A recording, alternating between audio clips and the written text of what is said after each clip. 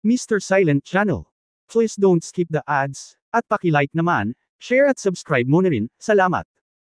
Chapter 301 Heartless Guy, ang ikalimang update ay nagdagdag ng 6/10 sa pinuno ng Little Gate of Heaven. Pagkatapos magtalaga ng mga gawain, naghanda si Jingzi na lumabas. Pagtulak palayo at paglalakad palabas, nakita niya si Wu Pin na nakatayo sa pintuan na nakahawak sa kanyang baywang, mukhang baluktot. Tumingin si Jingzi kay Hanhan at nagtanong, "Kamusta ka? Matapat ka ba?" Sa totoo lang. Pagkatapos mag-isip tungkol dito, umiling muli siya, hindi siya tapat noong una. Sinunod ko ang halimbawa ng batang pinuno ng nayon at sinipa siya. Tapat siya. Si Jingzi ay tumingin kay Hanhan na walang imek, iniisip sa sarili, minsan mo akong sinipa, pero 2 beses mo akong sinipa. Wu Pin, okay ka lang. Hinawakan ni Wu Pin ang kanyang baywang at huminga ng malalim, Jing, hindi ako naniniwala na ang isang utusan ay nangangahas na maging matapang. Ikaw ang nagudyok nito, tama. Sinadya mo lang akong gumanti, hindi ba? Matapos bugbugin si Wu Pin hanggang mamatay, hindi niya naisip na katangahan para sa isang tagasunod na maglakas loob na sipain siya. Umiling si Jingzi, sa totoo lang, gusto kong tumanggi, ngunit kung pipilitin mong mag-isip ng ganoon, hindi ako tatutol. Hayaan mong sabihin ko sa iyo muli, teritoryo ko ito, at kailangan mong makinig sa akin. Pagkatapos noon, inilabas ni Jingzi si Hanhan. Tinitigan ni Wu Pin ang kanyang likuran, halos malaglag ang kanyang mga ngipin, teka lang, tingnan natin kung paano ako magrereklamo sa aking lolo sa gabi. Pero mabilis akong tumakbo papasok ng bahay, handang maghanap ng magtatanong kung nasaan ang unggoy. Kahit na maraming beses ko nang binubuli si Jingzi, kailangan kong sabihin ito. Ang unggoy na ito, napakabango. Paglabas ko ng The Newspaper Office, malapit ng tanghalian. Nang makarating siya sa isang sanggang bahagi ng kalsada, huminto si Jingzi, bahagyang nag-alinlangan. Dumiretso at tumawid sa 2 kalye para marating ang Prime Minister's Mansion. Kung lumiko ka sa kalye sa ibaba at dumaan sa 3 eskinita, mararating mo ang Waxian Garden. Young Village Master, pupunta ka ba sa Waxian Garden? Nahulaan na ni Hanhan ang kaunting iniisip ng kanyang sariling Young Village Master.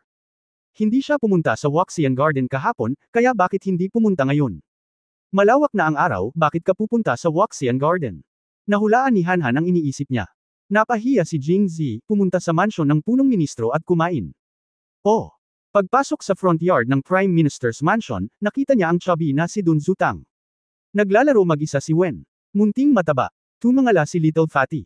Matapos makita si Jingzi, ang nakakatakot na ekspresyon kanina ay nabawasan, ngunit nahihiyang sinabi pa rin niya, "Kuya. Teka, nasaan ang kapatid mo? Bumalik ka mula sa korte at pumunta sa likod bahay." Oh! Pagkatapos ay hahanapin ko siya. Nang siya ay aalis na, bigla niyang nakita ang awa sa kanyang mga mata, at huminto at nagtanong, "Gusto mo pa bang lumipad?" Tumango si Xiao Pang dun. Kaya't itinuro ni Jingzi si Hanhan at sinabing, "Hayaan mo siyang ihatid ka sa paglipad. Tinitiyak kong mas magiging mas mahusay ka kaysa sa kahapon." Sa malakas na pangangatawa ni Hanhan at sa kanyang martial arts skills, bagamat hindi niya kayang lumipad sa ibabaw ng pader kasama si Zhu Tangwen. Ngunit tiyak na talon ito ng mas mataas kaysa kay Chen Jianan kahapon. Kaya't masayang naglalaro silang dalawa. Mag-isang naglakad si Jingzi patungo sa patio ni Zhou Xining. Bukas ang pinto ng maliit na patio, at may nakasabit na lubod sa pagitan ng 2 makakapal na puno ng osmanthus sa looban. Binago ni Zhou Xining ang kanyang nakagawiyang estilo, nakasuot ng malambot na damit na kulay rosas sa bahay, at tamad na nakaupo sa swing, ang isang pares ng maliliit na paa ay nakakasawa pa rin sa hangin, mukhang isang inosente at walang pakialam na babae. Tahimik na pumasok si Jingzi, lumapit sa likuran niya, hinawakan ang lubod at itinulak ng malakas, at lumipad si Zhou Xining. Maging ang hiyawan ay masarap sa pandinig. Sa gulat, lumingon si Zhou Xining at nakahinga ng maluwag matapos mapagtantong si Jingzi iyon, ngunit galit pa ring sinabi, "Bilisan mo at ibaba mo ako." Hindi siya marunong sa martial arts, kaya kahit napakahaba ng tali ng indayog ay nahuhulog siya sa bawat pagkakataon. Maliit na ugoy lang, diretsyong lumilipad sa ere parang kanina lang, saan ba nangyari dati? Sa kabutihang palad, gumaan ang pakiramdam niya matapos makitang si Jingzi iyon, ngunit hindi siya nang ahas na magpatuloy sa ganito at hiniling kay Jingzi na huminto kaagad. Nakaka-excite ito. Gusto siyang asarin ni Jingzi, ngunit sa halip na huminto, gumamit siya ng higit na lakas para ipadala muli sa ere si Zhou Xining. Marahil dahil sa kahihiyan, hindi na sumigaw si Zhou Xining sa pagkakataong ito, kinagat ang kanyang mga labi at tinitigan si Jingzi ng may galit, tila nanginginig ang kanyang katawan. Nang makita ito ni Jingzi, alam niyang natakot talaga siya. Mabilis siyang pumunta sa harapan, ibinuka ang kanyang mga kamay at sinabing, "Pangalawa ate, tumalon ka lang pababa. Ayos lang, huwag kang matakot, mahuhuli kita." Sa oras na ito, ang lakas ng indayog ay humihina, at si Zhou Xining ay hindi na natatakot tulad ng dati, ngunit sa ilang kadahilanan, nakinig pa rin siya kay Jingzi. Nang maabot muli ng indayog ang pinakamataas na punto, tumalon siya lumipad ang katawan patungo kay Jingzi. Kung hindi mo ako mahuli, ay bugbugin kita hanggang mamatay.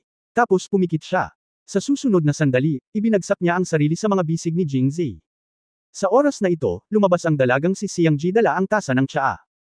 Matapos makita ang eksenang ito, tahimik siyang umatras, sumisigaw pa rin, huwag kang makakita ng kasamaan, huwag kang makakita ng masama. Tumalon mula sa mataas na lugar papunta sa mga bisig ng ibang tao, ang kanyang hindi malay na aksyon ay si Zhu Xining ay ganito ang kanyang mga kamay ay mahigpit na nakayakap sa leeg ni Jingzi, at ang kanyang mga paa ay mahigpit na nakapulupot sa baywang ni Jingzi. Ang hakbang na ito ay makapangyarihan. Halos mawala ng kontrol si Jingzi, ngunit nakakatawa ito. Ikalawang kapatid na babae, natatakot ka ba? Sabi niya at tinapik siya sa likod. Noon lamang binuksan ni Zhu Xining ang kanyang mga mata.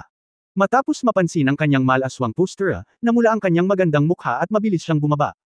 Pagkatapos ay hinampos niya ito ng mahina, Zir, bakit ang sama mo? Binibuli mo pa ang kapatid mo. Hehe. Ngumiti si Jingzi, kung masama ang mga lalaki, hindi sila mahal ng mga babae. Ano? Wala akong sinabi. Sinabi ko lang na biro lang sa pangalawang kapatid na babae. Paano ko naisip na ang pangalawang kapatid na babae ay magiging mahiyain? Itinaas ni Zhu Xining ang kanyang itim na buhok, na medyo magulo dahil sa pagtalon, at seryosong sinabi, akala ko hindi kita makikita ngayon. Hindi kita nakikita. Bakit? Gusto kong makita araw-araw ang pangalawang kapatid ko, kahit na ayaw ko siyang makita. Agad na nag-online si Mizus, at muling inatake si Zhu Xining, nakaramdam ng init sa buong katawan. Ikaw lang ang nakakapagsalita. Inilibot niya ang kanyang mga mata sa kanya at pagkatapos ay sinabing, akala ko noon, kung umalis ang iyong ikalimang kapatid na babae ngayon, malulungkot ka at ayaw mong sumama saglit. Malungkot. Wala ito. Ito ay dalawang bagay sa unang tingin. Ate, ano pa bang dapat ikalungkot? Tumawa si Jingzi, ngunit ang kanyang mga salita ay ikinagalit ni Zhu Xining, at siya ay ngumuso, walang pusong tao. Pagkatapos noon ay hindi na niya ito pinansin. Humanda ka sa loob. Natigilan si Jingzi, at mabilis siyang pinigilan, nagtataka, ano ang nangyayari, pangalawang kapatid na babae. Pinuntahan kita, at galit ka pa rin. Ha! Ngumuso si Zhu Xining, at tumalikod para umupo sa upuang bato. Sa sobrang galit ay hindi na siya nagsalita, at mas nalito si Jingzi. Sa oras na ito, lumabas si Xiangzi na may dalang tsarera. Ah, andito na ang young master. Gumawa lang ako ng isang cold arrow ng masarap na Jiangling clear water tea. Young master, subukan mo ito dali. Sabi niya at ibinuhos sa kanya ang isang tasa. Matapos makaubos ng isang baso ng alak si Jingzi, itinikom ni Chao Xiangzi ang kanyang mga labi at bamulong, ginawa mo bang hindi masaya ang pangalawang kapatid ko? Chapter 302 Chapter 301 Second Sister, bakit ka nagpalit ng damit? Unang update. Huwag mong pag-usapan ang tungkol kay Xiangzi, galit lang ako sa iyo. Pinandilatan siya ni Zhu Xining, at pagkatapos ay sinabi, nagrereklamo lang ako para sa iyong ikalimang kapatid na babae. Para magreklamo para sa iyong ikalimang kapatid na babae. Si Jing Zigeng ay nahihilo. Ako at ang aking ikalimang kapatid na babae ay halos hindi malapit sa isa't isa. Bakit ka nagrereklamo sa kanya? Kung alam mo ang nangyari sa ating dalawa, natatakot ako na hindi ka magreklamo para sa kanya, ngunit magkrusada laban sa kanya. Sumunod, narinig kong galit na sinabi ni Zhu Xining, sinabi mo na ang iyong ikalimang kapatid na babae ay ang pinakamahusay na kasama mo noong siya ay bata pa. Lahat tayo ay naiinggit pa rin sa kanya, na sinasabi na siya at ikaw ang pinakakatulad ng pagkabata.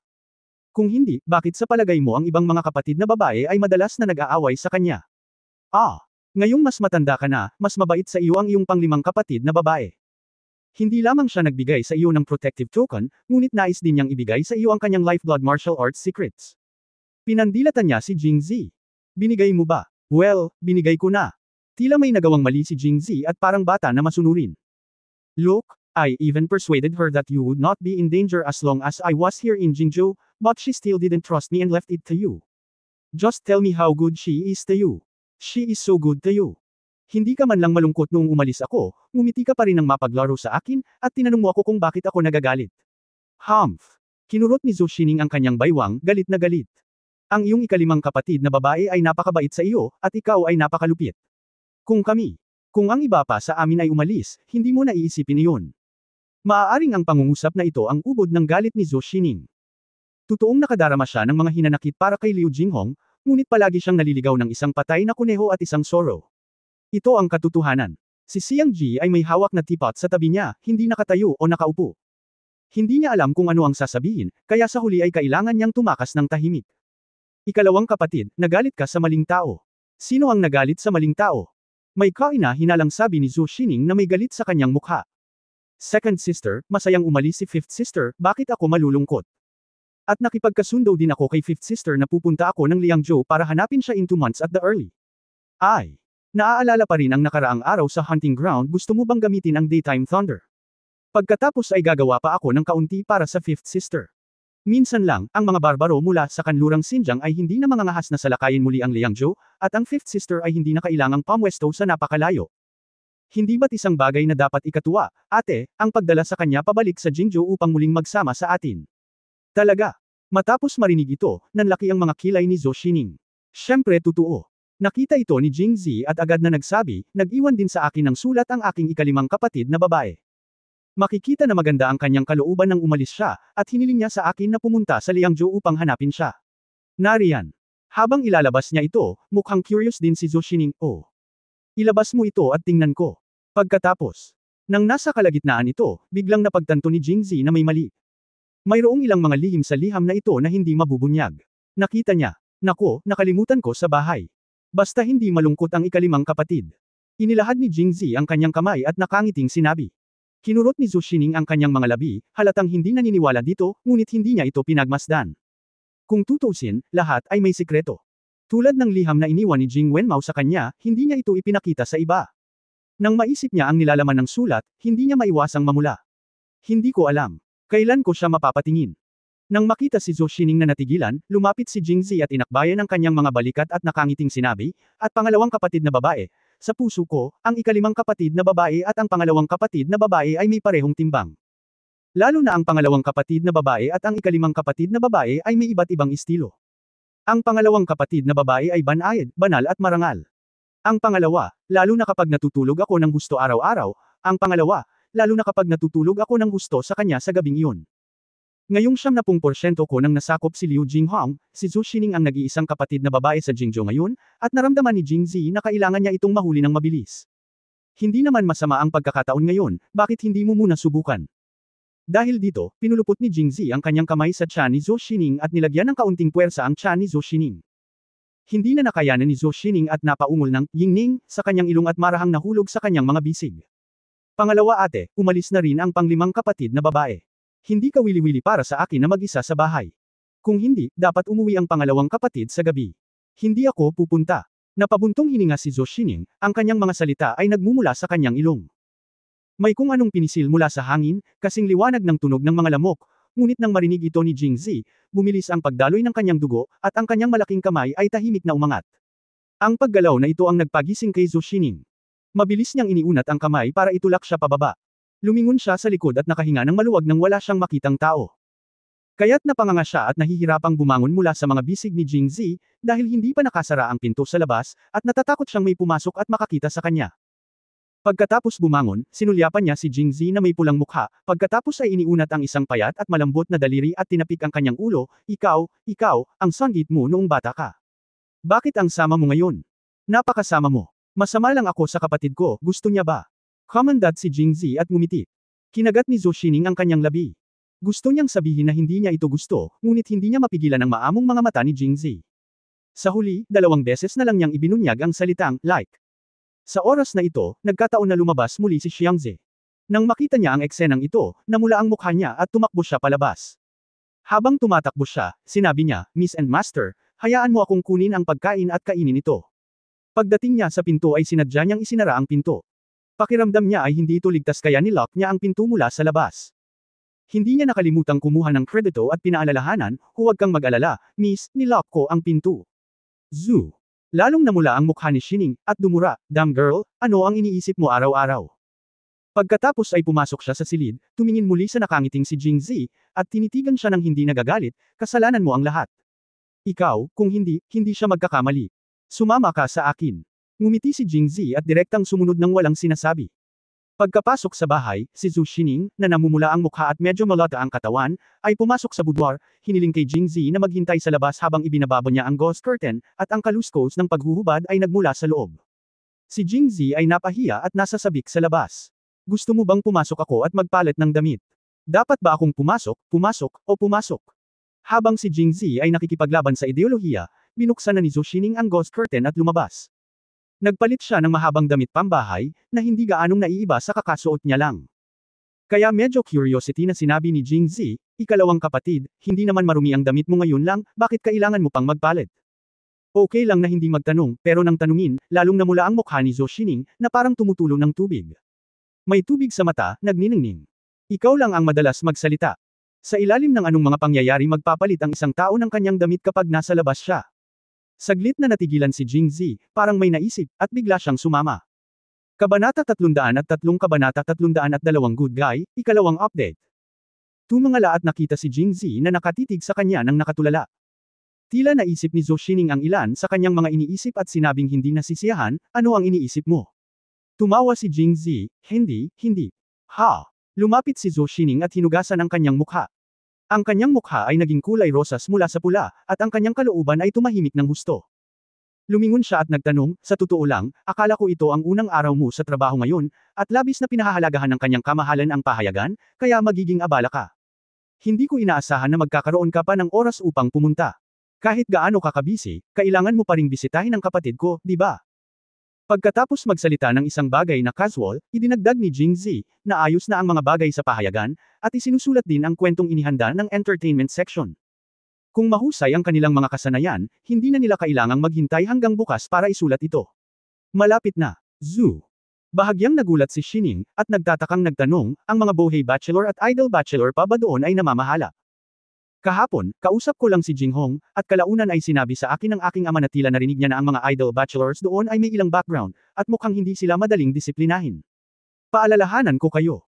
Ikanaway ni Jingzi ang kanyang kamay, hindi na kailangan, medyo masunurin sila, at lahat sila ay nasa landas na ngayon.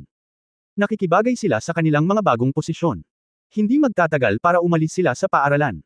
Tumingin sa kanya si Zhou Xining at taos-pusong sinabi, ang galing pa rin ni Zier. Dahil kahit si Zutong ay nagsabi na ang mga tinak na iyon ay hindi madaling disiplinahin, tiyak na hindi sila katulad ni Jing. Sinabi ito ni Zi sa isang maliit na pahayag, na nagpapakita na gumamit siya ng iba't ibang mga pamamaraan upang makontrol ang mga taong iyon. Masasabi lang na makapangyarihan siya. Sa pag-aakalang ito ay ang kanyang nakababatang kapatid, siya ay masayang tumawa. Gayunpaman, pagkatapos ng lahat, mayroon kang isang pampublikong opisyal na posisyon ngayon, at ang buong pahayagan ay ginagawa pa rin. Ang lahat ay kailangang makinig sa iyo. Mas mabuti para sa iyo na manatili ng kaunti. Kung ang pahayagan ay huli, ang isang may puso ay maaaring magbigay ng ilang payo sa kamahalan. Kung ikaw ay nagpapabiye sa iyong mga tungkulin, ikaw ay mahihirapan. Paalala pa rin ni Zhou Xining. Okay lang. Kung may maglakas loob na gawin iyon, lalabanan ko siya. Ngumisi si Jingzi, at pagkatapos na lumabas ang unang isyu ng aking pahayagan, wala nang maraming tao sa Jingzhou na maglalakas loob na saktan ako. Kahit papaano ay hindi ka nang ahas na labanan ako ng lantaran. Labis ang tiwala ni Jingzi nang sabihin niya ito. Ang sinumang maglakas loob na manakit ay ilalagay sa mga headline. Pagkatapos maglibot sa silid, nalaman ni Jingzi na may papel, tinta, panulat at inkstone sa mesa sa tabi ng bintana. May linya rin ng eleganteng sulat kamay sa papel. Lumapit siya at tumingin at nalaman na ito ay Shui Dao Geto. Si Zhou Xining ay lubos na nagtitiwala sa kanyang kaligrapya, ngunit pagkatapos na makita ang mga tula ni Jingzi, bigla siyang nahiya sa kanyang harapan. Gustong-gusto ko ang tulang ito. Sana'y mabuhay tayo magpakailanman at magsasalo-salo sa ganda ng buwan na libu-libong milya ang agwat. Napakaganda talaga ng pagkakasulat, kaya gusto kong isulat ito at tingnan kung gaano ito katagal. Ngunit ang salitang, ate, ay talagang walang katulad sa iyo. Bakit hindi ka sumulat ng tula? Iwanan mo ang mga salita sa kapatid ko. Mabuti naman. Jing. Z. Pumalakpak ang kanyang mga kamay, kaya ako pumunta dito, ngunit hindi ito tula. Gusto kong magsulat ng bagong tula para sa aking pangalawang kapatid na babae. Bagong tula. At sinabi ang layunin ng paglalakbay na ito.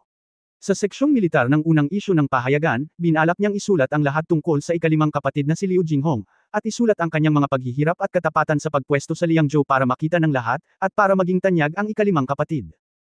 Tungkol naman sa seksyon ng literatura, ang kanyang plano ay hilingin kay Zhou Xining na magsulat ng isang tula, at pagkatapos ay siya mismo ang susulat ng isa at lalagyan ng kanyang lagda.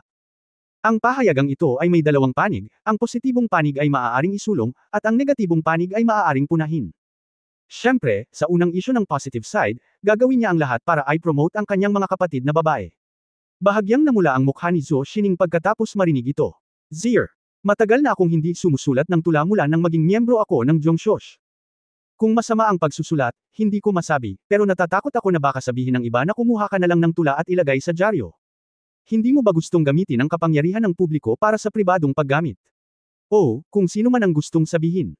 Walang pakialam si Jing Zehon, akin pa rin ang pahayagan na ito, kaya kung isulat ang kahit anong gusto ko, kahit na hindi ko gusto, kailangan niyang panoorin ito.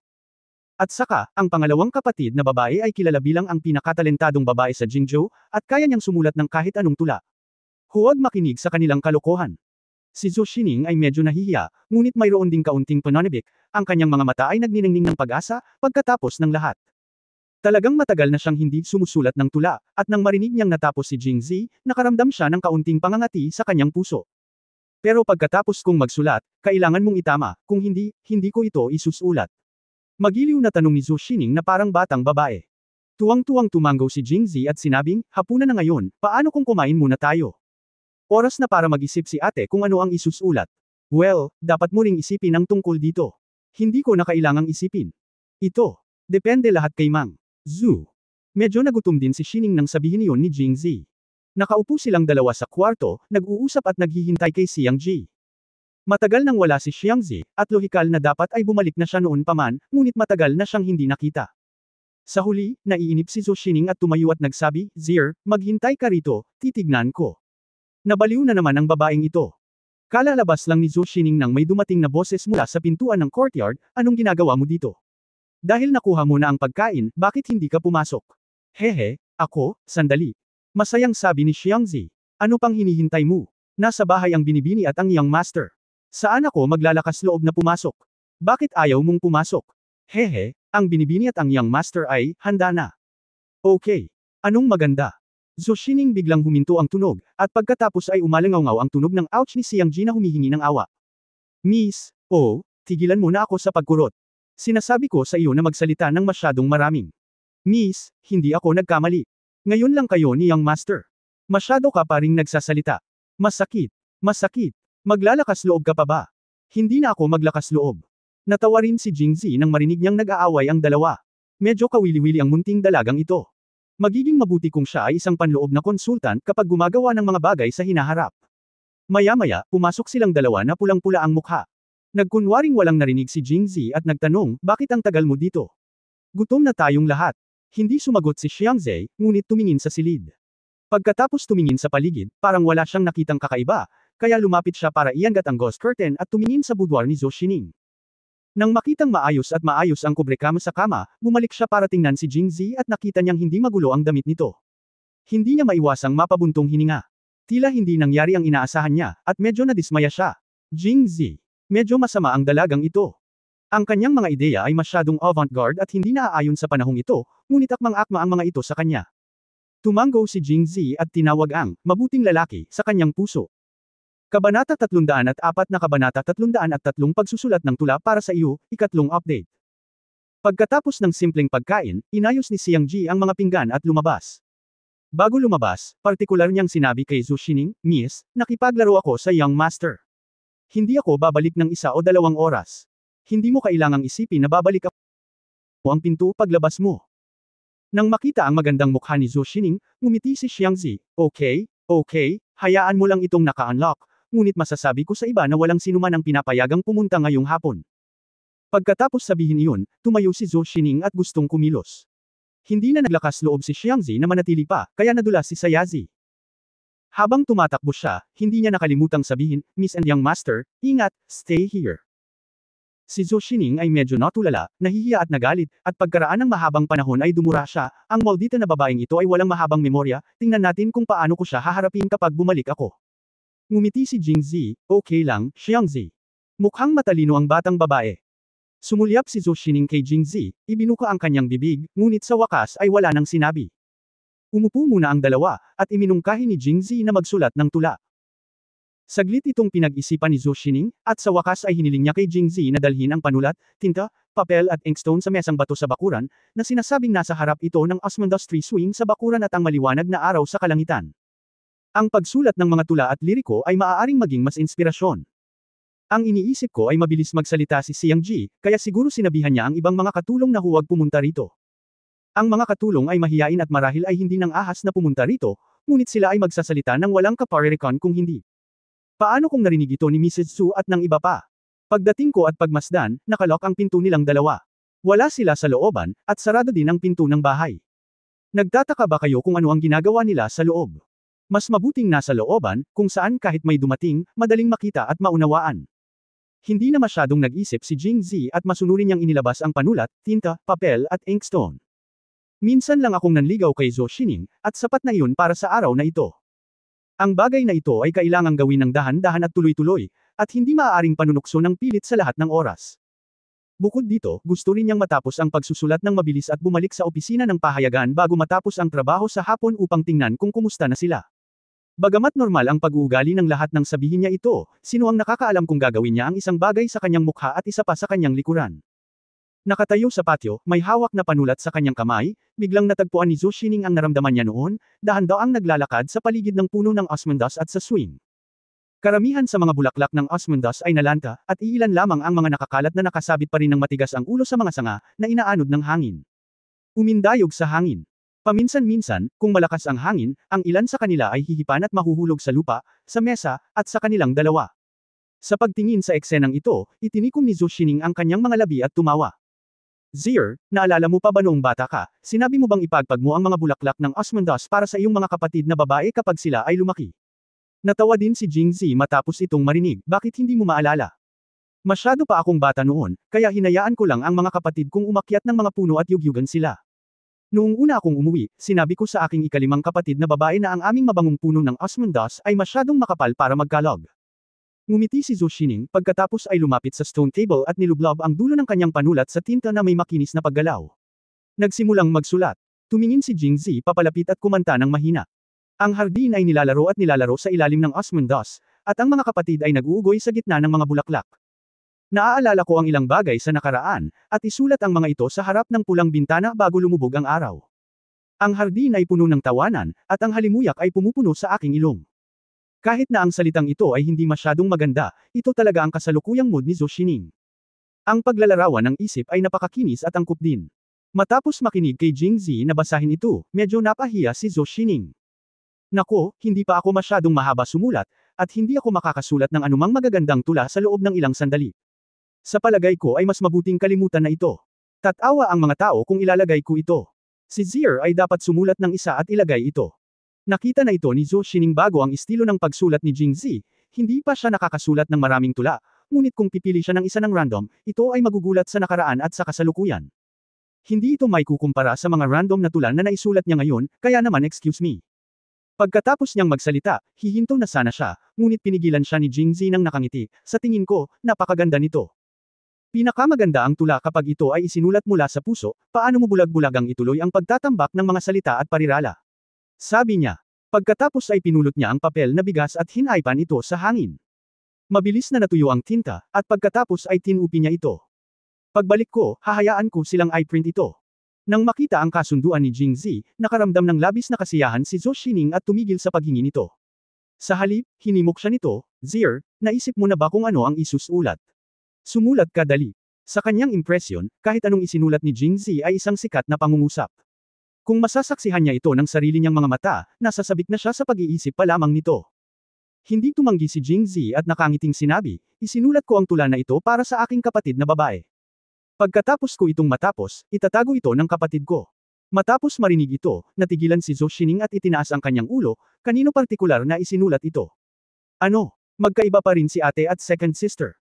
Kung tutusin, masyadong maraming kapatid na babae si Jingzi. Kung hindi niya tinukoy ang mga ito, sino ang nakakaalam kung alin ang tinutukoy niya? Siyempre pangalawa itong kapatid na babae.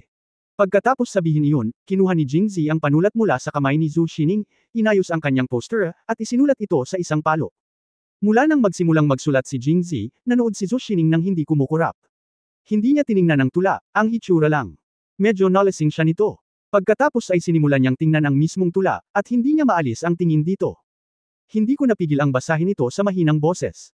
Sa gilid ng kalsada ng Kukchi, kakaunti ang mga taong naglalakad sa taglagas. Malamig ang tubig sa mga dahon ng osmundas, at malinaw pa rin ang hangin pagkatapos ng taglagas.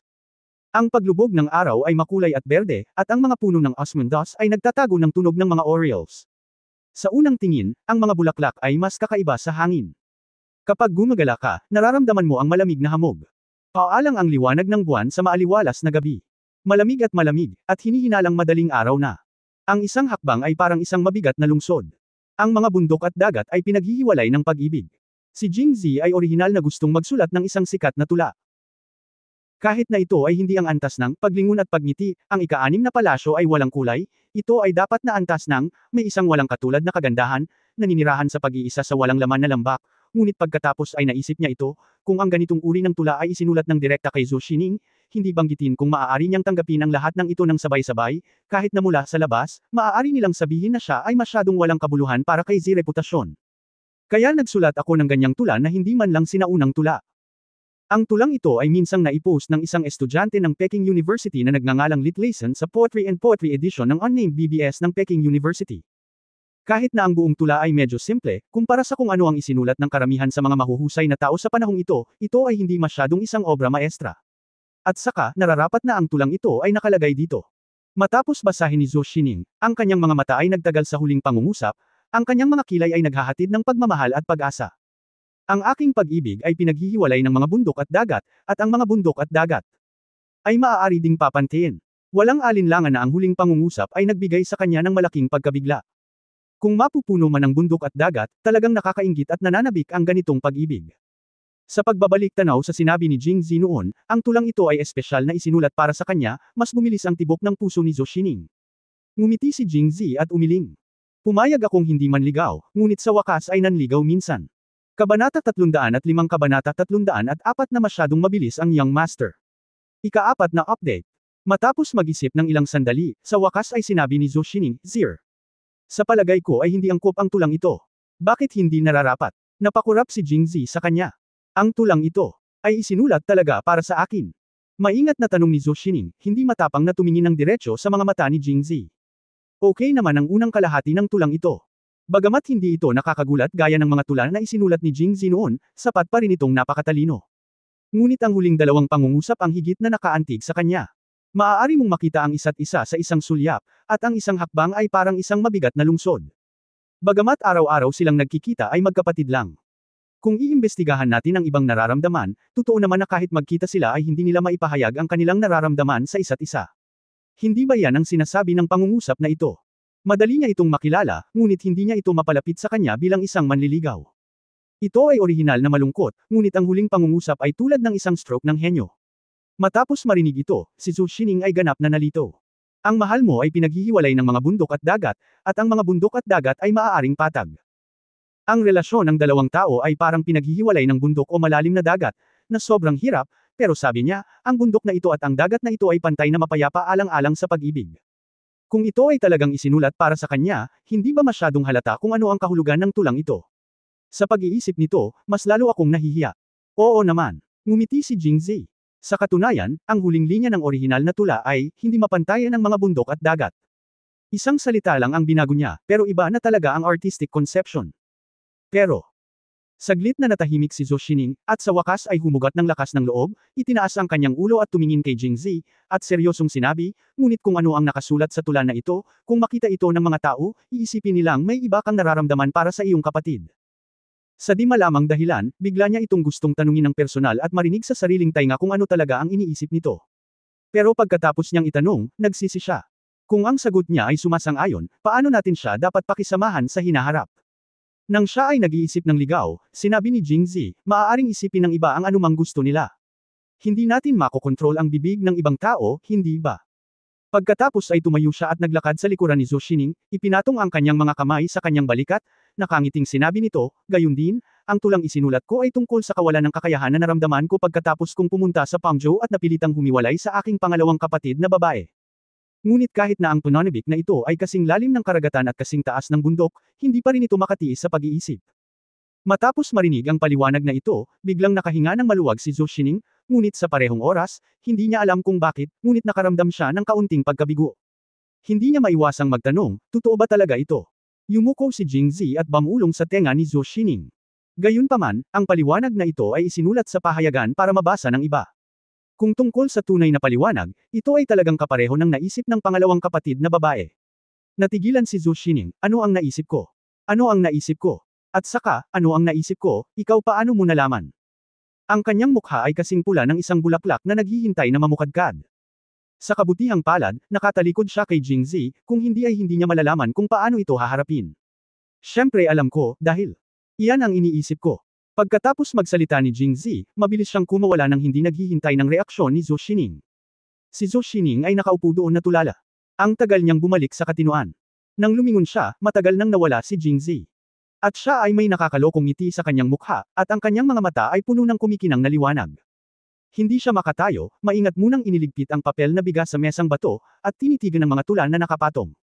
Habang nagbabasa siya, mas nagustuhan niya ito, sa takot na magkaroon ng anumang kulubot. Ito ang unang tula na isinulat niya sa akin.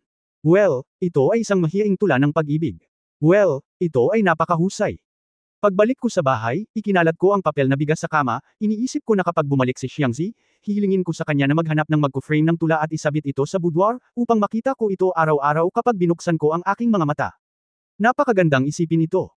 Pagkatapos ay naglakad siya patungo sa silid sa loob, binuksan ang drawer, binuksan ang liham na dinala ni Jingzi mula sa Pangzhou, paulit-ulit itong binasa, at pagkatapos ay ibinalik ito ng may pag-aatubili. Parang, posible. Kailan? Pagdating namin sa front yard, nakita namin si Hanhan na lumilipad sa bakuran na may kasamang maliit na matabang lalaki sa ulo. I have to say na kahit maganda ang physical strength ni Hanhan, hindi man lang siya mukhang pagod. Ang maliit na batang babae na si Xiangzi ay nakaupo sa tabi nila at pinagmamasdan sila, ang kanyang mga mata ay medyo guwang, hawak ang isang piraso ng lantang damo sa kanyang kamay ng walang layunin, hindi alam kung ano ang kanyang iginuhit sa lupa. Hanhan, maghanda na tayo. Oh! Nang marinig ang boses ni Jingzi, sumagot si Hanhan at ibinaba ang maliit na matabang lalaki. Medyo nadismaya si Zhu Tangwen. Munting matabang lalaki, maaari ba akong pumunta dito araw-araw mula ngayon? Mukhang nagulat si Zhu Tangwen nang marinig niya ito. Okay. Tumayo si Xiangzi at halos mapaluhod si Jingzi sa sandaling ibukan niya ang kanyang bibig. Master, tapos na ba? Bakit napakabilis? Sumulyap si Jingzi sa kanya at siniguro na wala siyang ibang ibig sabihin bago siya magpahinga. Ikaw maliit na babae, kung hindi ka marunong magsalita, huwag kang magsalita ng walang kaparirikon. Ano man ang iyong gawin, gawin ito ng mabilis o dahan-dahan. Kinagat ni Xiangzi ang kanyang mga labi, malinaw na napakabilis. Well, hinihiling ko lang sa aking pangalawang kapatid na magsulat ng isang tula. Siyempre ang isang tula ay mabilis, kaya huwag isipin ito. Nagsusulat lang ng tula. Itinaas ni Xiangzi ang kanyang ulo, maliwanag ang kanyang mga mata. Kalokohan, siyempre nagsusulat lang ako ng tula. Oh! Matapos marinig ito, halatang medyo nadismaya si Xiangzi. Tumingin siya kay Jingzi, ilang beses na nag-alinlangan, ngunit sa wakas ay hindi nagsalita at tahimik na umalis. Hinawakan ni Jingzi ang kanyang ilong, nakaramdam ng kawalan. Tila, hinamak ng batang babae. Hindi hinamak ni Xiangzi si Jingzi, naramdaman lang niya na nakakaawa ito. Matagal na niyang sinundan si Zhou Xining. Mas alam niya kaysa sino man ang mga paghihirap, hinaing at paghihirap na dinanas ni Zhou Xining sa pamilya Zhou at sa korte. Kaya naman, labis siyang naaawa sa kanyang binibini at maraming beses niyang pinag-isipan ito. May lumilitaw na isang lalaki na maaaring pakasalan ng dalaga sa bahay, upang hindi na niya kailangang magtrabaho ng husto. Sa hitsura at talento ni Zhou Xining, talagang maraming lalaki ang nakapaligid sa kanya, ngunit hindi kailanman nagustuhan ni Zhou Xining ang sinuman sa kanila. Siyempre, hindi lang siya. Maging si Xiangzi mismo ay nararamdaman na bagaman hindi masama ang mga lalaking iyon, kung masasabing bagay sila pagdating sa kanyang binibini, parang lagi siyang sama-sama. Hindi niya alam kung ano ang kulang noon, ngunit hanggang sa lumitaw si Jingzi ay alam niya na ang nawawala ay tinatawag na pag-ibig. Makikita sa paraan ng pagtingin ni Zhou Xining kay Jingzi na may malalim na pagmamahal dito. Noong una, hindi masyadong inisip ito ni Xiangzi, sa pag-aakalang iyon ang nararamdaman ng kanyang kapatid para sa kanyang kapatid. Kung tutuusin, mahigit 10 taon nang hindi nagkita ang dalawa, normal lang naman. Nang maglaon ay natuklasan niya na tila, hindi. Simula nang makilala niya si Jingzi, tulala ang dalaga na nakaupo sa tabi ng bintana kapag wala siyang magawa, at madalas ay humajijek ng mag-isa. Miss ko na kapatid ko. Minsan nagagalit ako, gaya noong nakilala ko si Miss Zhang mula sa Mid-Autumn Festival Poetry Festival, o kapag may narinig ako tungkol sa may-ari ng hardin. Kahit na si Xiangji ay isa ring ignorante na babae, alam niya na ang ganitong pag-uugali ay tinatawag na selos. Tila naiintindihan para sa isang kapatid na babae na magseselos sa ibang mga babae para sa kanyang kapatid, ngunit ang magselos sa bawat babae na lumilitaw sa kanyang paligid ay hindi kung paano dapat kumilos ang isang kapatid na babae. Kabanata 306 na Kabanata 305 tinalo ko rin siya, ang ikalimang update ay tungkol sa pinuno ng Little Gate of Heaven, kasama ang 7/10. Sa simula, nagulat si Xiangji. Pero nang maglaon, gumaan ang loob niya. Magkapatid sila sa ama. Kahit na tinatawag silang magkapatid, hindi sila magkadugo. Ano ang kinakatakutan nila? At bagamat maganda ang kanilang relasyon, sa totoo lang, 5 o 6 na taon pa lang sila at lahat sila noong bata pa sila. Ano ang alam ng mga bata? Ang ganitong bagay ay masasabing hindi parang magkapatid, kundi mas parang batang nobya. Bilang karagdagan, si Jingzi mismo ay gwapo, at napakatalino kaya siya ay kilala bilang numero 1 talento sa Angwo. Si Song Jimao, ang dating numero 1 talento sa Jingzhou, at si Chi Junguang, ang ikatlong prinsipe ng Southern Qi, ay parehong mas mababa sa kanya, na naging dahilan upang magkaroon ng mas magandang impresyon si Xiangzi kay Jingzi. Sinimulan niyang maramdaman na si Jingzi ay tila ang tanging karapat-dapat kay Zhou Xining. At nakikita niya na ang mga iniisip ni Zhou Xining tungkol kay Jingzi ay hindi ganoon ka-simple. Kaya, gusto niya talagang makita silang dalawa na magkasundo. Pero medyo alam niya ang ugali ng dalaga.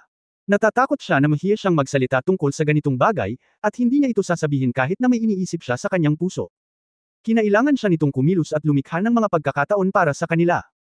Kaya naman, nang makita niyang magkayakap silang dalawa sa labas ngayon, naramdaman niyang may pagkakataon na. Sinadya niyang iniwan ang mga ito ng napakalaking pribadong espasyo at ginawa itong malinaw. Naku, nakakadismaya sa kanya ang resulta. Pagbalik niya sa maliit na patio, nakita niya si Zhou Xining na nakaupo sa kanyang boudoir. May kapirasong papel na bigas na puno ng mga tula sa kama. Tinitigan ito ni Zhou Xining at humajijek. Miss, anong tinitingin-tingin mo? Sabi ni Xiangzi, Jin-aisang si Zhou Xining. Hindi. Wala lang. Nagkataon lang na naghihintay sa iyo ang tula na isinulat ni Zier na makahanap ka ng makakapag-frame nito. Oh, lumapit si Xiangzi at tumingin. Bagamat wala siyang gaanong talento, naunawaan pa rin niya ang pangkalahatang kahulugan ng tula. Tulad ni Zhou Xining, natulala siya matapos basahin ang huling pangungusap. Ang aking pag-ibig ay pinaghihiwalay ng mga bundok at dagat, ngunit ang mga bundok at dagat ay maaaring pantayin. Miss, sinulat ba ng Young Master ang tulang ito para sa iyo?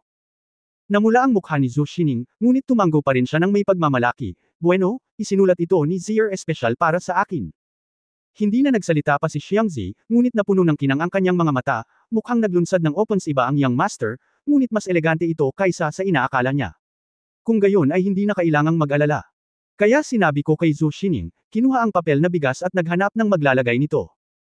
Bago umalis sa opisina ng pahayagan, inutusan ni Jingzi ang Departamento ng Pag-imprenta at ang Departamento ng General Affairs na pumunta sa Teizo at hilingin sa mga tao mula sa Teizo na tumulong sa paglipat ng mga movable type na kagamitan sa pag-imprenta. Pagkatapos ng lahat, ang isang hanay ng mga nakakalat na kagamitan ay magiging labis upang umasa sa ilan lamang sa mga ito. Hindi naman masyadong abala. Bukod dito, wala sa mga taong ito ang nakagamit ng movable type printing. Nang humihingi ng tulong sa iba, natutunan nila kung paano ito gamitin. Naisip ni Jingzi na kapag bumalik siya, sinimulan na niya ang pagdebug ng kagamitan. Ngunit hindi ito naging ganoon. Bago dumating si Jingzi sa opisina ng pahayagan, nakita niya ang mga miyembro ng iba pang departamento, maliban sa Entertainment Department, na may dalang kagamitan pabalik. Bakit hindi ka pa tapos lumipat? Aling apartment ito? Tanong ni Jingzi na nakakunot ang noo. Nang marinig ng lahat na si Jingzi iyon, nag-react sila saglit at pagkatapos ay nagsabi, President, ito na ang pangalawang set. Kakasimula pa lang naming ilipat ito. Bakit napakabagal? Ang kagamitang ito ay masyadong mabigat at masyadong mabigat. Kaya hindi ba humingi ka ng tulong sa isang taga-Teizo? Napakaraming walang ginagawa sa loob, hindi ba't may sinabi ka?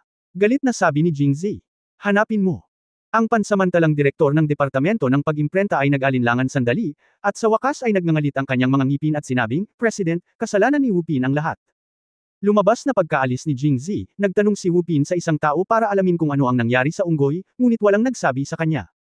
Kung tutusin, hindi sinabi ni Jingzi sa kanila, kaya wala silang masabi. Ngunit hindi iyon inisip ni Wu Pin. Pinagalitan niya ang mga taong ito, sinabing sila ay walang utang na loob at taksil sa kaaway.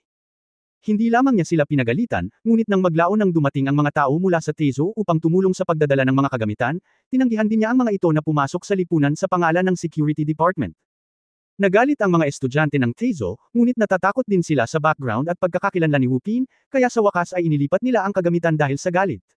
Maaari lamang silang umasa sa kanilang sarili, at ang pangalawang transportasyon ay natural na magiging mas mabagal. Parang aso si Wu Pin. Nagmura si Jingzi at naglakad pabalik. Sa oras na ito, naglalakad si Wu Pin sa bakuran. Nang makita niya si Jingzi na bumabalik sa nakakatakot na paraan, alam niya kaagad kung bakit siya dumating. Bago makapagsalita si Jingzi, sinabi niya, sinabi mo. Dapat bantayan ng Security Department ang mga tamad. Bawal pumasok basta-basta ang mga taong hindi taga-dyaryo. Wala akong ginawang mali. Ayon sa sinabi niya, si Jingzi ay talagang hindi matatawaran. Okay, hindi masama. Galit na tumawa si Jingzi sa kanya, kung ganoon ay huwag mo akong sisihin.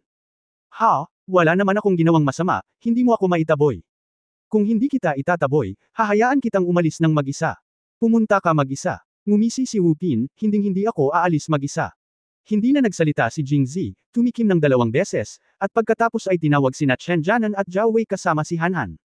Young Village Master, saan tayo pupunta?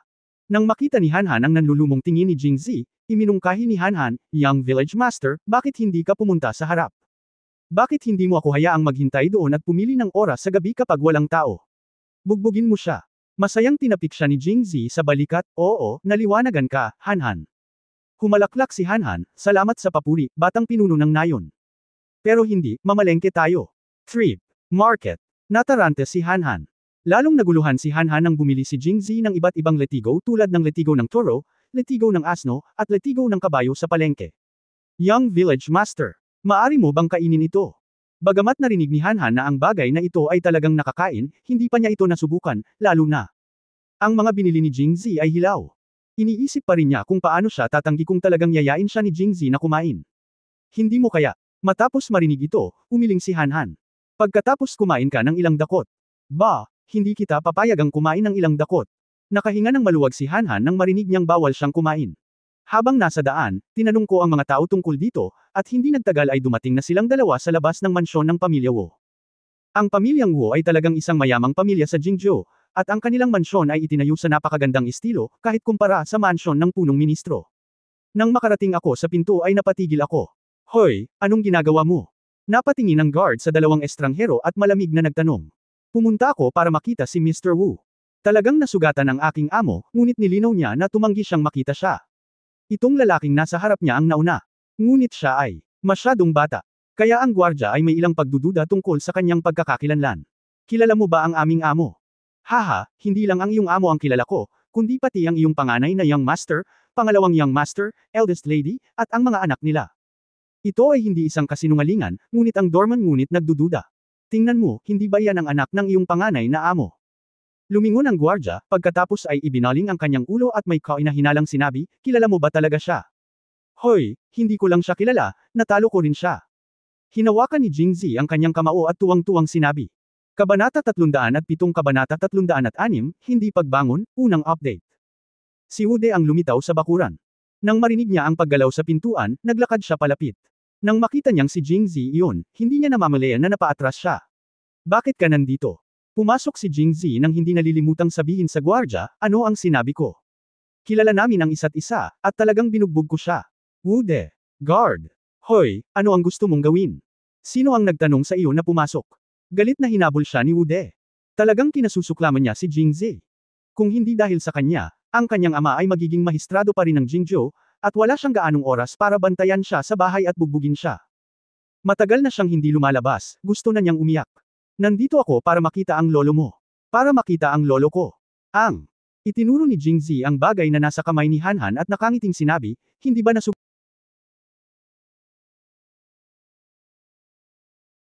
nasugatan si Mr. Wu. Nagkataong nagdala ako ng isang bagay upang ipahayag ang aking pakikiramay. Sinulyapan ni Wude ang mahabang piraso ng karne sa kamay ni Han Han at naramdaman niyang pamilyar ito. You bitch. Sinong nagsabi sa iyong lumabas ka ulit nung hiniling kitang manatili sa bahay? Ang mga salita ay nagmula sa malayo hanggang malapit, at sa susunod na sandali, si Wuyong na may hawak na walis ay lumitaw sa paningin ni Jingzi. Tai, lumabas lang ako para magpakalma. Babalik din ako. Pagkatapos sabihin iyon, hindi pinansin ni Wude si Jingzi at tumakbo palayo. Pagtingin sa kanyang likuran, biglang naawa si Jingzi. Pero bakit ang saya-saya mo? Hoy! Bakit ka nandito? Matapos makita si Jingzi, tinanong ni Wuyong ang parehong tanong ng kanyang anak. Kung wala kang gagawin sa isang araw, mag-iingay ka. Gusto mo bang asar ako hanggang mamatay? Bago pa makasagot si Jingzi, ang boses ni Wu Xianyong ay nagmula sa silid, ngunit ang kanyang boses ay medyo paos at medyo manipis. Mabuting tao, natutunan mo na ba ang magic skill? Umiling si Jingzi at nag-isip. Papa, tingnan mo. Tinuro ni Wuyong si Jingzi at sinabing, ikaw. Nang makita si Jingzi, hindi lamang nagulat si Wu Xianyong, ngunit natakot din. Ang naranasan niya sa hunting ground kahapon ay naging bangungot niya, lalo na pagkatapos ng castration. Nagsisi siya at nagsisi. Ang pinagsisisihan niya ay pinaalis siya ni Jingzi pero mas pinili niyang manatili doon. Ang kinaiinisan niya ay si Jingzi pa rin. Kung wala siyang sandata, bakit ako magiging ganito? Pagdating niya sa bahay, isinara niya ang pinto at tumanggi siyang magpapasok ng sinuman. Maging ang kanyang 2 anak na lalaki ay hindi pinapayagang pumasok sa bahay. Ang kanyang asawa lamang ang nakakaalam tungkol sa pagkakastrat. Matapos ang 2 araw na pagpapalaki sa kanya, unti-unti na siyang nakaalis sa kalsada. Nakita ni Meng Boding si Jingzi at nakaramdam ng panibagong sakit sa kanyang pandiya. Ano, bakit ka nandito? Sa oras na ito, narinig ng mga babaeng kamag-anak ng pamilya ang boses at pumunta sa harap ng bakuran. Nagalit si Wu Xianyong at medyo nagilty sa parehong oras, sa takot na ibunyag ni Jingzi ang lahat. Pumunta ako dito para makita si Mr. Wu, at nagkataon lang na may dinala ako. Sana ay hindi ito magustuhan ni Mr. Wu. Kasunod ng direksyon ng kanyang mga daliri, tiningnan ni Wu Xianyong ang iba't ibang mahahabang letigo na hawak sa mga kamay ni Han, at ang kanyang pandiya ay mas lalo. Masakit. Okay lang ako. Hindi ko kailangan na makita mo ako. Maaari mo akong imbitahan pabalik. Nakabili na si Wu Xianyong ng letigo, ngunit natakot si Wu Xianyong na magsabi siya ng totoo kung mananatili siya ng mas matagal, kaya mabilis siyang naglabas ng utos ng pagpapaalis. Huwag kang mabalisa, Mr. Wu. Wala ako dito sa isang pribadong kapasidad sa pagkakataong ito, ngunit sa pangalan ng presidente ng The Newspaper. Dawn Diario. Presidente. Si Wu Xianyong ay nasa likod ng mga saradong pinto sa nakalipas na 2 araw upang magpasalamat sa mga bisita at hindi pa dumarating. Si Chao, wala siyang alam sa nangyari sa court kahapon. Ngayon lang nalaman ng kanyang pangalawang anak na si Wu Mo, ngunit wala siyang oras para umuwi at sabihin sa kanya. Oo, lumikha ang iyong kamahalan ng bagong opisyal na posisyon para sa akin. Ang hindi nagamit na patio sa likod ng Imperial College ay pagmamay-ari na ngayon ng The Newspaper Company. Ang orihinal na Bohei Bachelor at Idol Bachelor sa looban ay nasa ilalim na ng aking jurisdiction. Pagkatapos, nang marinig ang kanyang sinabi, Wu Xianyong nang walang sinasabi, si Wu Yong sa gilid ay nagtanong, nasaan ang opisyal na titulo? Mula sa ikalimang ranggo, itinaas ni Jingzi ang kanyang ulo na may pagmamalaki sa kanyang mukha. Medyo mapaglaro ang ekspresyon sa mukha ni Wu Yong. Napakalaki ng kontribusyon niya, ngunit sa huli ay binigyan lamang siya ng maliit na opisyal mula sa ikalimang ranggo. Mukhang hindi maganda ang pakikitungo ni Emperor An sa kanya. Bagamat wala na siyang opisyal at mas masama ang kalagayan niya kaysa kay Jingzi, mas gumaan ang pakiramdam niya kapag nabalitaan niyang hindi rin masama ang buhay ni Jingzi. Hindi siya pinansin ni Jingzi at ipinaliwanag muna ang pangunahing balangkas at buod ng trabaho ng pahayagan, at pagkatapos ay nagsabi, ang pangunahing gawain ng aming pahayagan ay publisidad. Kapag ang unang isyu ng pahayagan ay naipublish, tiyak na makakakuha ito ng isang kahindek-hindek na tugon, kaya maraming tao sa korte ang lahat ng mga ministro ng sibil at militar ay nahirapang pumasok sa unang isyu, ngunit naisip ko ito at nagpa siya na umalis sa isang magandang pagkakataon upang iwan ang Wu Xilang. Sumimangot si Wu Xianyong at hindi nagmamadaling nagsalita. Ayon kay Jingzi, isa nga itong magandang pagkakataon. Pero, ibibigay niya ba talaga ito sa sarili niya? Ang kanyang anak na babae, apo, anak na lalaki, at apo ay pawang binugbog niya, at maging siya ay naging biktima dahil sa kanya. Kaya hindi siya naniwala. Tiyak na hindi naniniwala si Wu Xilang. Sa totoo lang, ayaw kong ibigay ito sa iyo, ngunit pagkatapos kong pakinggan ang mga salita ng apo mo, naisip ko na lang na pumunta para makita ka at interviewin ka nga pala. Nagsimulang maghanda si Jingzi na maghukay ng butas. Apo ko. Kumunot ang noo ni Wu Xianyong at nag-isip, at agad na naisip kung sino ang apo na sinasabi niya. Sino pa kaya ito maliban kay Wu Pin, ang Idol Bachelor? Alam ng apo ko na mas tanga si Wu Pin kaysa kay Wu De. Malabo niyang nadama na may mali, ano ang sinabi niya? Tinanong ko siya kung okay na ba ang kalusugan mo at bakit hindi ka pumunta sa court ng 2 araw. Okay lang ba? Sabi niya hindi ka mahihirapan sa kama, at naisip ko na hindi ito gagana kung hindi ako mahihirapan, kaya pumunta ako sa iyo. Pagkasabi pa lang nito ay kakaiba na ang ekspresyon ng lahat. Palagi kong nararamdaman na ito ay, hindi maaaring maging mahirap, parang hindi ito simple. At pagkatapos makinig ni Wu Xianyong, lalong sumakit ang kanyang pandiya. Ang kanyang mukha ay nagsimulang mamula, at siya ay galit na sinabi, huwag sir-on ang mga tao at akusahan ang mga tao ng kanilang kawalang kasalanan ng hindi inaasahan. Alam ko kung anong uri ng tao ang aking apo. Siya ay hindi kailanman magsasabi ng mga bagay na iyon, kaya't mangyaring itigil ang paghahasik ng hindi pagkakasundo. Naghahasik ng alitan. Sinabi ni Jingzi na may nalilitong tingin, ngunit totoo ang sinabi ko. Nang makitang si Wu Xilang ay mukhang namutla at hindi pumunta sa korte, malamang na nasugatan siya at hindi makabangon sa umaga. Ito, naiintindihan. Tama ang apo mo. Hindi ko inakusahan ng sinuman sa kanyang kawalang kasalanan. Ang ideyang ito, nakikita. Sa katahimikan ng lahat, biglang tinampol ni Jingzi ang kanyang hita at sinabing parang biglang natauhan, naku, naiintindihan ko, Mr. Wu, hindi mo ba iniisip ang ibig kong sabihin hindi ka mahihirapan, hindi ba? Nagkaroon ng mapurol na sakit, at muling namula ang mukha ni Wu Xianyong. Ngunit walang intensyon si Jingzi na palayain siya, kaya nakangiti niyang sinabi, Xilang Wu, ngunit naiintindihan ko ang iyong iniisip. Kung tutusin, nakastrated ka noong nakaraang araw. Normal lang na hindi ka na mahirapan muli.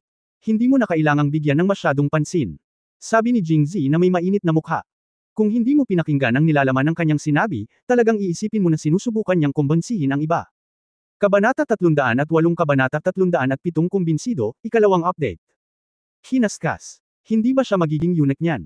Sa buong pamilya Wu, maliban sa asawa ni Wu Xianyong, walang ibang nakakaalam tungkol dito. Hindi napigilan ni Wu Xianyong ang kanyang mukha at orihinal na binalak na huwag sabihin kahit kanino. Kahit na narinig nila ito mula sa labas sa hinaharap, magkukunwari siyang hindi alam para maiwasan ang kahihiyan. Lalo na sa harap ng mga babae sa bahay, hinding-hindi niya kayang harapin ang katotohanang hindi na siya lalaki. Kaya pagkatapos marinig ang sinabi ni Jingzi, ang buong pamilya Wu ay natigilan. Ngunit pagkatapos pag-isipang mabuti, naramdaman kong napakalapit ng bagay na ito sa katotohanan, lalo na nang tingnan ng mga babaeng kamag-anak ang ekspresyon ni Wu Xianyong at nakitang namumula na ang maputlang mukha nito at malapit ng sumabog, lalo silang naniwala. Ang pinuno ng pamilyang Wu ay hindi na lalaki. Pagkatapos ng lahat, si Wu Yong ay isang prefect, at siya ay napakatalino. Nang makita niyang may mali, mabilis niyang pinalayas ang lahat ng babae. Si Wu Xianyong yintang ay naging itim, ang kanyang mga mata ay napakalamig, na para bang makakain siya ng mga tao. President Jing, malalayo ka kapag nataman mo ang isang tao ng walang natama ng isang tao sa mukha. Ano ang sinabi ni Wu Xilang? Ano ang ibig mong sabihin sa pagtama ng isang tao nang hindi natama ng isang tao sa mukha? Pumunta ako dito para interviewin ka dahil sa pag-aalala sa aking nasasakupan na si Wu Pin, at dinala ko rin sa iyo ang magagandang bagay na ito. Pagkatapos sabihin iyon, kumuha siya ng iba't ibang letigo sa kamay ni Han Han at iwinagayway ito sa harap ng mga mata ni Wu Xianyong, huwag mong sabihin sa akin ang lahat. Ano ang kinakain mo?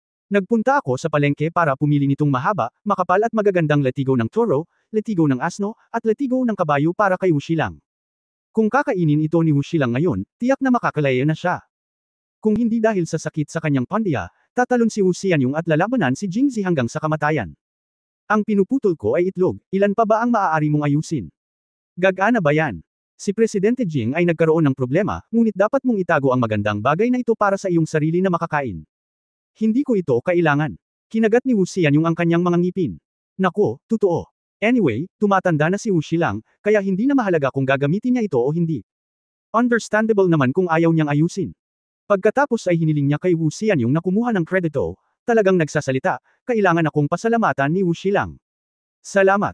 Tumaas ang kilay ni Wu Xianyong, at gusto kitang saksakin. Syempre. Sa hunting ground noong nakaraang araw, hindi alam ni Minister Wu kung gaano kadelikado ang iyong sitwasyon.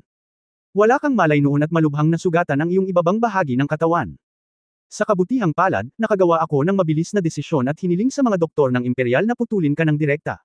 Kung hindi, ano pa? Kung hindi, kailangan kitang kaladkarin pabalik sa lungsod at maghanap ng higit pang mga doktor na magpapagamot sa iyo. Sayang ang oras. Mas mabuting umuwi na lang at magpagaling. Seryoso siya, ngunit nagsimulang magmura si Wu Xianyong. Nang imulat niya ang kanyang mga mata at nakitang naputol na siya, nakaramdam siya ng lungkot at bahagyang galit sa loob. Bakit hindi kayang maghintay ng isang malaking bagay hanggang sa mas magising siya bago gumawa ng desisyon? Kahit isa sa 10,000 pagkakataon, ayaw niyang kunin ang pinakamahalagang bagay sa isang lalaki. Nang maglaon, inisip niya na ito ang utos ni Emperor An at hindi na naglakas loob na magsalita pa, ngunit ngayon pagkatapos makinig sa mga salita ni Jingzi, muling nabuhay ang kanyang galit.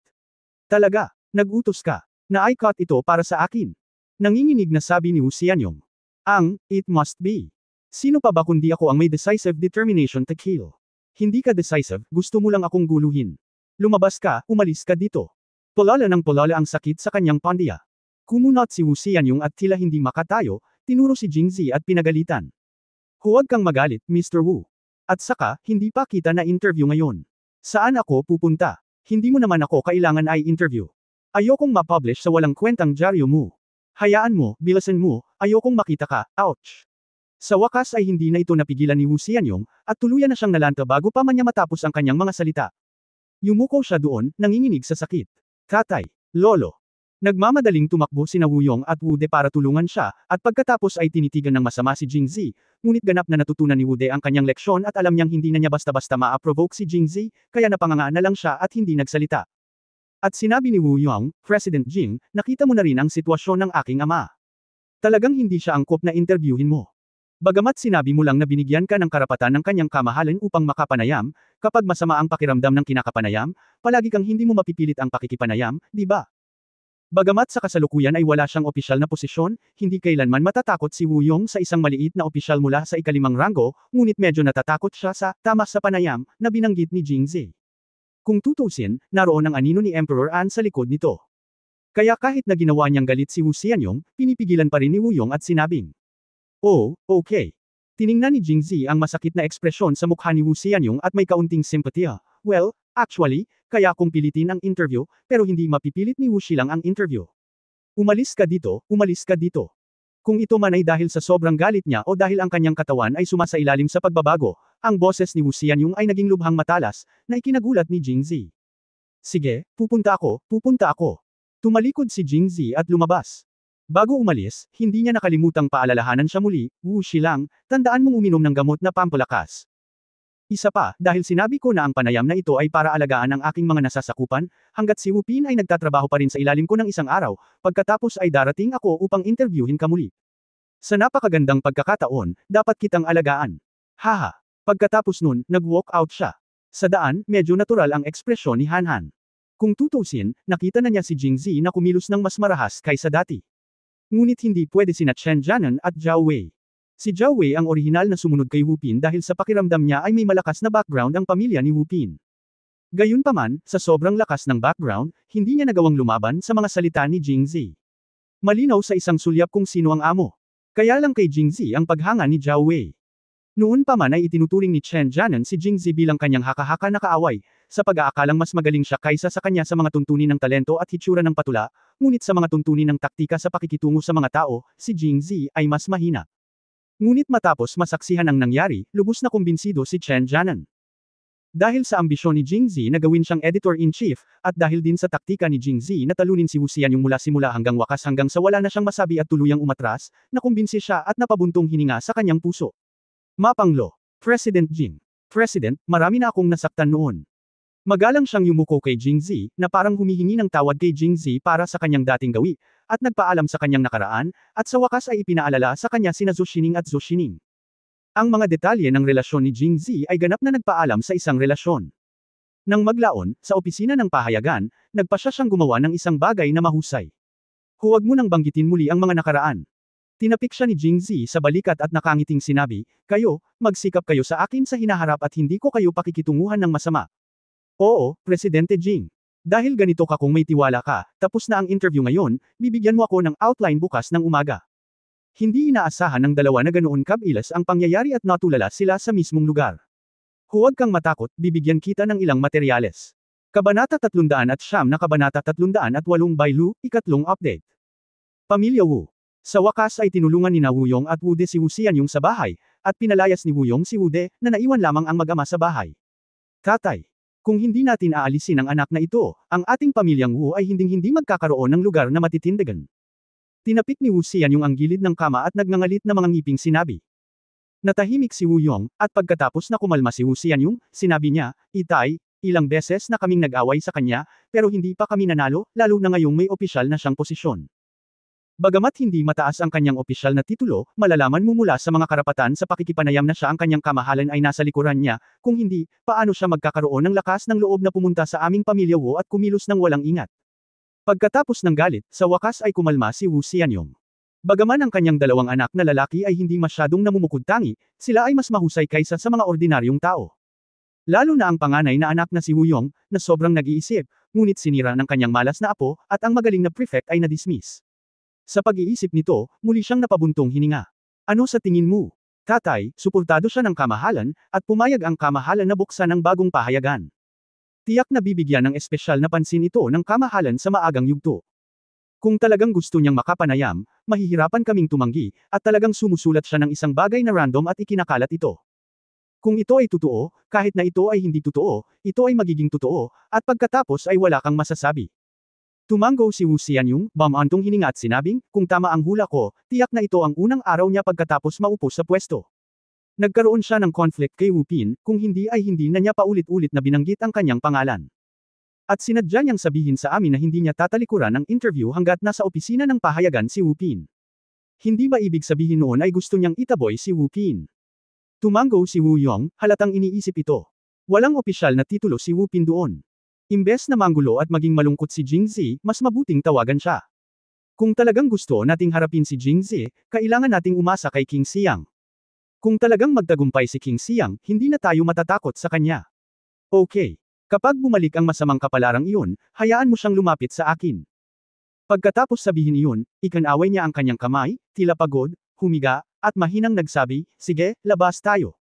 Siya nga pala, hindi na kailangang mag-alala tungkol sa usapin ngayon. Sabihin mo sa iba.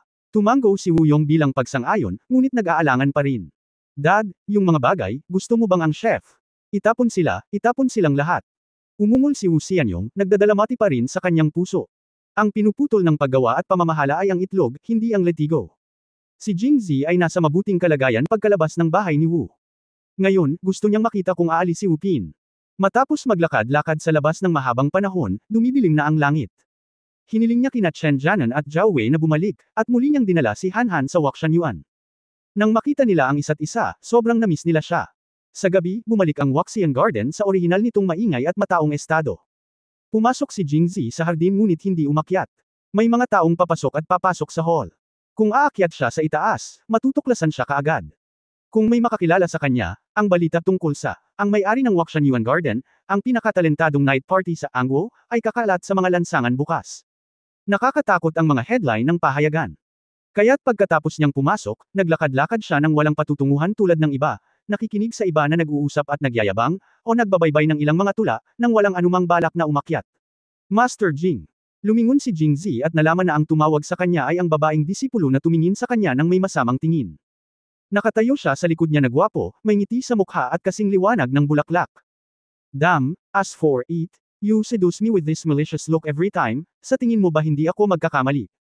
Tumanggaw-tango si Jingzi na nagtanong, nasaan ang iyong garden master? Hindi ka ba lumalabas sa gabi? Umiling ang babaeng disipulo, mula noong Mid-Autumn Poetry Festival, matagal nang hindi bumababa ang aming garden master. Ngayon halos lahat ng mga bagay sa garden ay ipinapaubaya niya sa akin. Kung walang importante, ayaw nang magpakita ng master ng garden. Sandaling natigilan si Jingzi, nagtataka kung bakit gusto niyang umatras sa likod ng mga eksena. Muling ngumiti ang babaeng disipulo at sinabi, nais din pasalamatan ni Bai Lu si Mr. Jing. Si Mr. Jing ay isang mahuhusay na makata. Pagkatapos makita ni Master Yuan ang iyong mga tula, hindi na siya makapakinig sa mga tula ng ibang tao, kaya tinamad siyang bumaba. At si Bai Lu ay nagdusa din dito. Saka mo lang aalagaan ang Waxian Garden para sa Garden Master. Bai Lu ang pangalan mo. Nang tawagin ni Jingzi ang kanyang pangalan, tumanggo ang babaeng disipulo at mas lalong ngumiti. Ngunit si Bai Lu ay ipinanganak sa araw na iyon. Ngunit naisip ko, bakit hindi siya tawaging Bai Jie? Ang babaeng disipulong si Bai Lu ay muling tumanggo, na may magiliw na tingin sa kanyang mukha, kaya, nang sabihin ng master ng hardin na ang pangalan ni Mr. Jing ay nagmula rin sa Jingzi solar term, naramdaman ni Bai Lu na siya ay nakatadhana. Hindi siya matiis ni Jingzi. Nang aasar kasi, teritoryo ito ng may-ari ng bahay niya, kaya huwag hayaang mawala sa maliit ang malaki. Nang hahanap na sana siya ng dahilan para paalisin siya, bigla niyang nakita ang isang pamilyar na figure na pabalik-balik sa pintuan, nag-aalangan, at tuluyang pumasok. Tuwang-tuwa si Jingzi at tumalikod at nagtanong, Bai Lu, maaari mo bang ilagay ang mga tao sa blacklist? Blacklist. Curious na tanong ni Bai Lu, na ikinakurap ng kanyang malaki at nalilitong mga mata. Ito ay tulad ng hindi pagpapahintulot sa isang tao na pumunta sa aming hardin at sipain siya palabas kapag siya ay dumating. Saglit na nag-isip si Bai Lu, pagkatapos ay tinakpan ang kanyang bibig at tumawa, hindi okay para sa iba na sabihin ito, ngunit dahil si Mr. Jing ang nagbanggit nito. Paano kung si Mr. Jing ay nagmamakaawa kay Bai Lu, at sisiguraduhin ni Bai Lu na ang taong ito ay hindi na makakapasok sa Waxian Garden? Nang makita ang ekspresyon ng kahihiyan ni Jingzi, muling tumawa si Bai Lu, huwag kang matakot, Mr. Jing, tinutukso ka lang ni Bai Lu.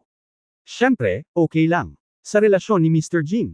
Sa may-ari ng hardin ko, ang may-ari ng hardin ay dapat na oo. Pakiramdam ni Wu Pin ay partikular na malas ngayon.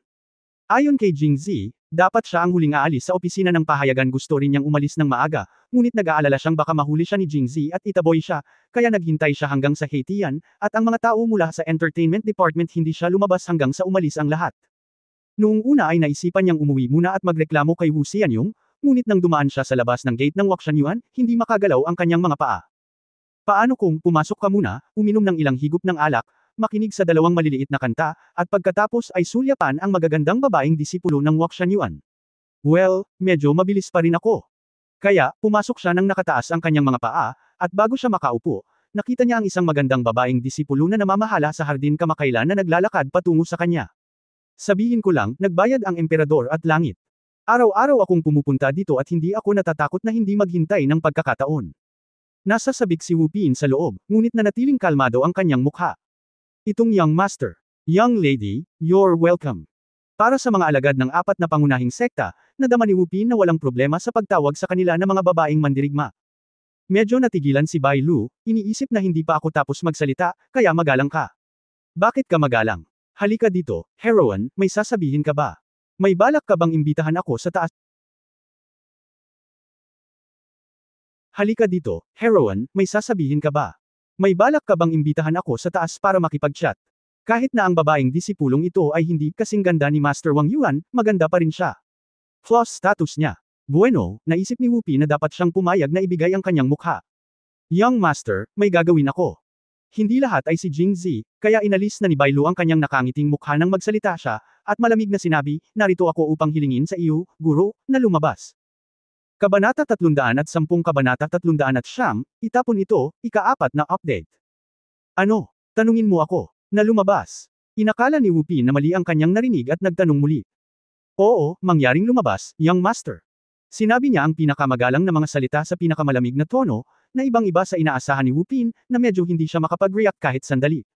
Pagkatapos niyang huminahon saglit, muli siyang nagtanong, bakit? Dahil hindi ka tinatanggap ni Wakshan Yuan. Sinunod ni Bai Lu ang kagustuhan ni Jing Zi at nagpatuloy, mula ngayon, hindi na muling pupunta ang young master sa Wakshan Yuan. Kung hindi ka makikinig, bilang. Nang matapos siyang magsalita, maraming lalaking alagad ang nagtipon sa paligid niya. Bagamat hindi sila malakas sa tangkad, sila ang mga panlabas na disipulo ng Wakshan Yuan kung tutuusin. Ang pagtayo sa gilid ay nagdulot ng hindi maipaliwanag na presyon kay Wu Pin. Guro, pakiusap. Sabi ng lalaking alagad. Kung hihintayin natin na kumilos, natatakot ako na hindi maganda ang hitsura ng young master. Sa sandaling ito, biglang naisip ni Wu Pin na maaaring kasalanan niya ang sinabi ni Jing Zi sa kanya bago umalis sa opisina ng pahayagan. Ngunit ang Waxian Garden ay pag-aari ng Waxian Pavilion. Kahit si Emperor An ay walang magawa sa kanila, kaya bakit siya makikinig sa kanya, isang mababang antas na opisyal mula sa ikalimang ranggo. Tumingin siya sa paligid at nakita niya ang figure ni Jing Zi sa karamihan. Nakatingin din sa kanya si Jing Zi at itinaas ang isang daliri ng kanang kamay sa kanya. Parang nasa gitna. Hindi niya alam kung ano ang ibig sabihin nito. Biglang nagalit si Wu Pin, pinandilatan si Bai Lu at sinabing, inutusan ka ba ni Jing na gawin ito? Kayong dalawa ba? Hindi ka ba natatakot na magreklamo ako sa iyo, ang Panginoon ng Wang Yuan? Ngumisi si Wu Pin, gustong tumalikod sa mga bisita. Si Bai Lu, na may tuwid na mukha noong una, ay natuwa nang marinig niya ito. Una sa lahat, hindi mo makikita ang aming Garden Master sino ka sa tingin mo. At saka, kung ang aming Garden Master, hindi siya magiging kasing galang ko, sasabihin lang niya. Napatingin si Bai Lu sa lalaking disipulo, itapon mo siya. Kaya, binuhat si Wu Pin ng lalaking disipulo at naglakad ng ilang hakbang patungo sa labas ng hardin. Binigyan siya ng lalaking alagad ng mukha at hindi siya itinapon. Pinalabas lang niya ito at pumasok.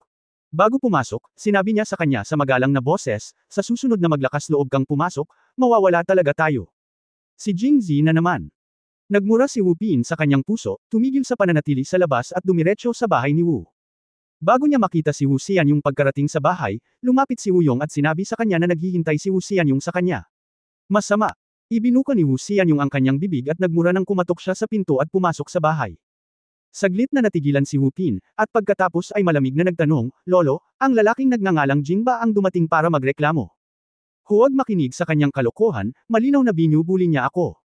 Tumahimik ka. Nakita ni Wu Xianyong ang dalawang dudes.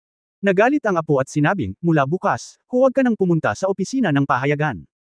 Manatili ka na lang sa bahay tulad ng iyong kuya. Ang nakatatandang kapatid ay natural na si Wu De. Tinatawanan siya ni Wu Pin kamakailan. Kahit na siya ay pansamantalang manggagawa, kung tutusin, may trabaho pa rin siya. Saan kaya siya matutulad kay Wu De na walang ginagawa at araw-araw binubugbog at pinapagalitan ni Wu Yong? Agad na tumutol, hindi, lolo. Hindi ako nagkamali, bakit hindi ako pumunta? Dapat ay isang nagngangalang Jing ang dumating para magreklamo. Lolo, huwag kang makinig sa kalokohan niya. Sinadya niya ring sabihin na hindi ka na matitigasan pagkatapos ng pagkakapon. Nako! Kahit sinong lalaki pa ang mas matigas ang ulo mo, at nakipag-away ako sa kanya dahil lang sa pagtatanggol ko sa lolo ko. Ganti ni Wu Pinwei. Tumahimik ka. Pagkaraan ng ilang sandali na makapagpahinga, tumigil ang pananakit ng kanyang pandiya, ngunit nang sabihin ito ni Wu Pin, nagsimula itong sumakit muli. Dad, okay ka lang ba? Sa oras na ito, narinig ni Wu Yong na may mali sa labas ng pinto, binuksan niya ang pinto at pumasok. Ito, ang gumagawa ng masama ay hindi man lang nakikinig sa akin. Wu Qin, bakit ayaw mong makinig sa lolo mo? Ano ang gusto mong gawin? Tito, pinakiusapan ako ng lolo ko na huwag pumunta sa opisina ng pahayagan, ngunit wala akong ginawang masama. Bakit? Hindi pupunta.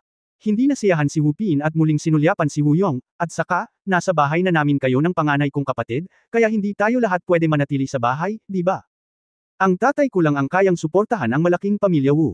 Orihinal na ito. Ay! Si Wu Xian yung nagalit, ngunit ngayon kahit si Wu Yong ay nagalit. Itinuro niya ang kamay ni Wu Pin at nagsimulang manginig, okay, napakagaling mo. Itinuro ba ito sa iyo ng tatay mo?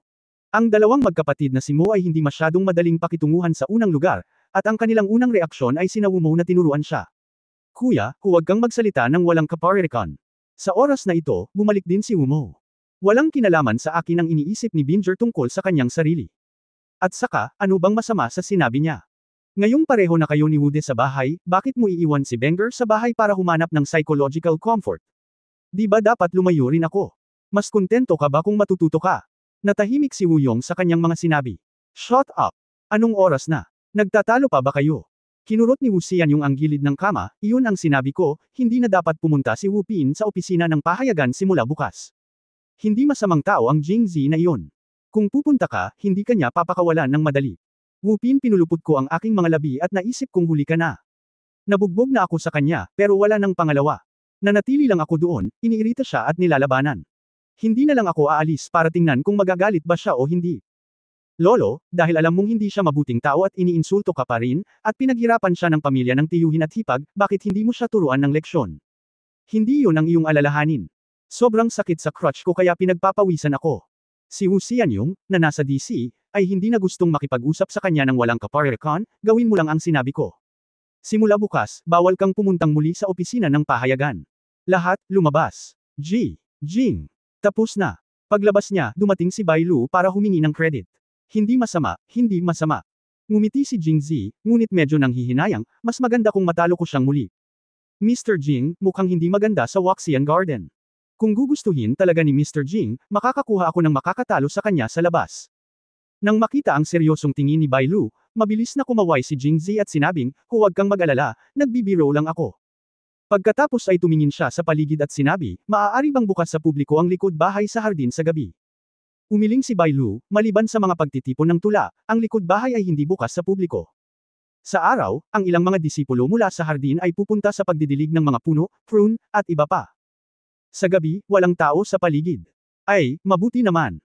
Napangiti si Jing Zi matapos itong marinig, masyadong maraming tao sa hardin, kaya ang pag-akyat sa itaas sa oras na ito ay hindi may iwasang magdulot ng pamimintas, kaya minabuti kong pumasok sa likod bahay at hintayin ka. Umakyat sa itaas at sabihin sa may-ari ng hardin na hinihintay ko siya sa likod bahay. May nangyayari. May nangyayari. Ang likod bahay ay walang laman at tahimik sa gabi. Anong nangyayari? Nawala sa isip si Bai Lu sa sandaling naisip niya ito, namula ang kanyang mukha, at pagkatapos ay lumingon siya, hindi nang ahas na tumingin kay Jing Zi muli. Mr. Jing, punta muna tayo sa likod bahay. Aakyat ako at sasabihin sa may-ari ng hardin. Pagkasabi niyon ay humarap siya sa bewang niya at dahan-daang umalis. Tiningnan ni Jing Zi ang kanyang magandang figure mula sa likuran at umiling. Pagtatapos ng kabanata. For more updates, click on the notification bell.